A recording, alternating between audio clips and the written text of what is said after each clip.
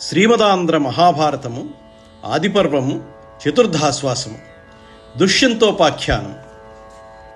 కణ్వుడు శకుంతల ఈ ఇద్దరికీ సంబంధించిన కథాభాగము మహాభారతము ఆదిపర్వంలో మనకి వ్యాస భగవానుడు కృప చేస్తే దాన్ని ఋషితుల్యుడైన నన్నయ్య గారు ఆంధ్రీకరించారు.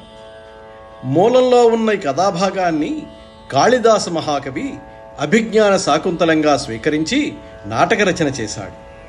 కాళిదాసు వంటి మహాకవి మనస్సుకు హత్తుకుంది అంటే ఇది ఎంత గొప్ప ఆఖ్యానమో మనం గ్రహించాలి.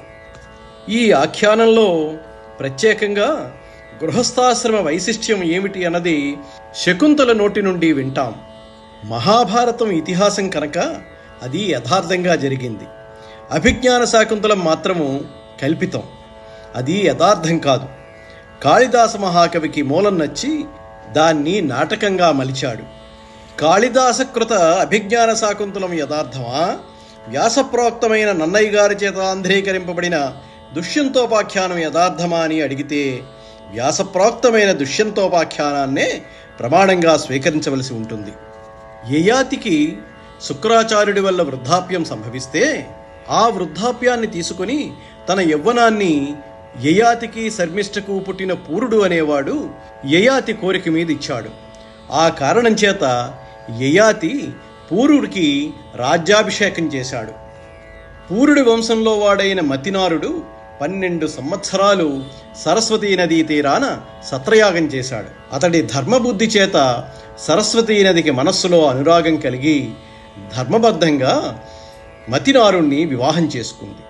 వారికి పుట్టినవాడే త్రసుడు. త్రసుడికి కాళిందికి ఇలినుడు పుట్టాడు. ఇలినుడికి రుధంతరికి దుష్యంతుడు జన్మించాడు. కాబట్టి దుష్యంతుడి తల్లిదండ్రులు ఇలినుడు, రధంతరి.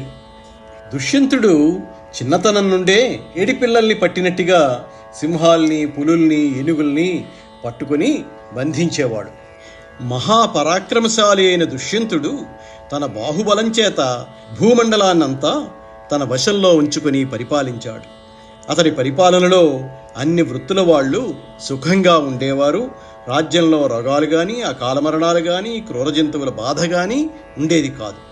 ఒకనాడు దుష్యంతుడు వేట కోసమని అడవులకు వెళ్ళాడు సైన్యంతో కలిసి.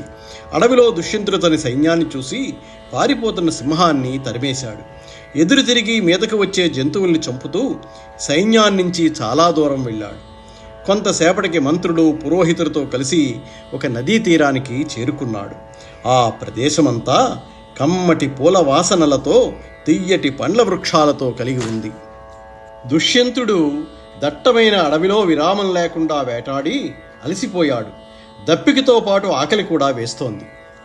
ఆ సమయంలో దుష్యంతుడు మాలిని అనే నదికి అవతల పక్కల ఒక తపోవనాన్ని చూశాడు. ఆ వనం ఎలా ఉందయ్యా అంటే, చతుర్ముఖ బ్రహ్మగారు దేవేంద్రుని ఖాండవనానికి, కుబేరుని చైత్రరథము అనే వనానికి సమానంగా ఒక్క గొప్ప వనాన్ని సృష్టి చేయాలా అని అనుకుని సృష్టించినట్లుగా ఉందిట ఆ వనం. ఆ వనంలో దుష్యంతుడు కణ్వాశ్రమాన్ని చూశాడు. ఆ ఆశ్రమం ఎలా ఉందో వర్ణన చేస్తూ నన్నయ్య గారు వైదికమైన సొబగును అద్ది మరీ చెప్తున్నారు.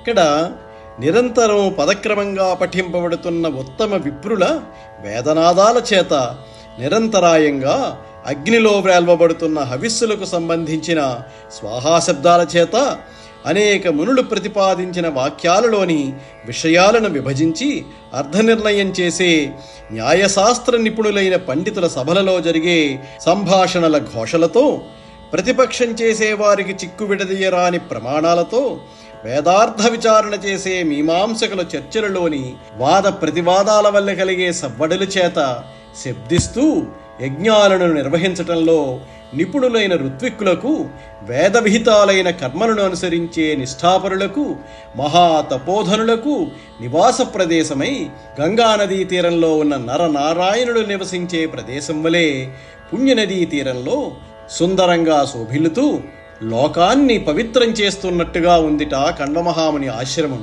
దానిని చూసి దుష్యంతుడు శ్రవణ సుఖంబుగా సామగానంబులు చదివెడు సుఖముల చదువు తగిలి కదలక వినుచుండు కరులయున్ కరికర శీతల ఛాయ తత్సీకారంబు కణముల చల్లని గాట్పాసపడి తానించింది సుఖంబొన్న సింహములయును.